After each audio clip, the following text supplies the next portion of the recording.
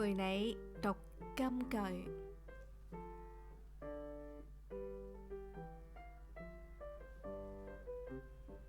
得着智慧的愛惜生命，持守聰明的尋得好處。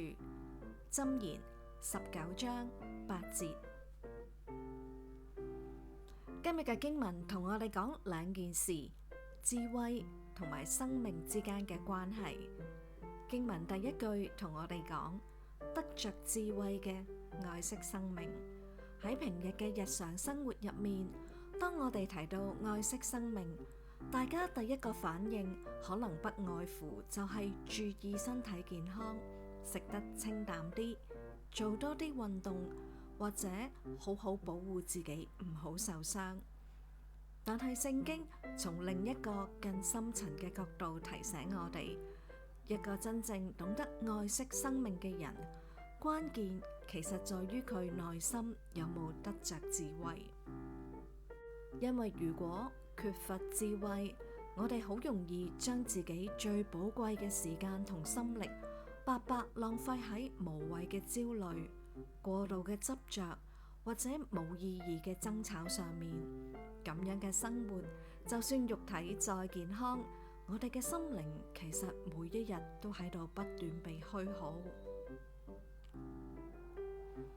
唯有神嘅智慧可以幫我哋睇清事物嘅本質，智慧會帶領我哋學識放低一啲應該放低嘅執着，懂得將心力留返嚟，好好去滋養自己嘅靈魂。呢一種懂得讓內心靈魂得着飽足嘅狀態，先至係最深層、最完整嘅愛惜生命。而經文嘅後半句提到持守聰明嘅尋得好處，呢度講嘅持守代表住一種堅持。智慧同聰明從來都唔係一剎那嘅感動，而係需要我哋喺漫長嘅歲月裏面，無論經歷順境定係逆境，都默默咁守住內心嘅正道，守住神嘅話語。當你願意持之以恆，生活入面嘅好處，亦即係嗰種源自內心，任何人都拎唔走嘅平安、喜樂同埋滿足，自然就會不知不覺間俾你尋得着。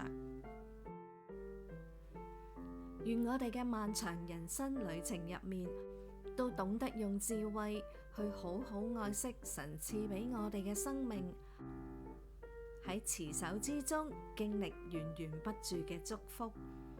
如果你鍾意今日嘅分享，歡迎訂閱、讚好、留言或者轉發影片。我哋下次再見啦！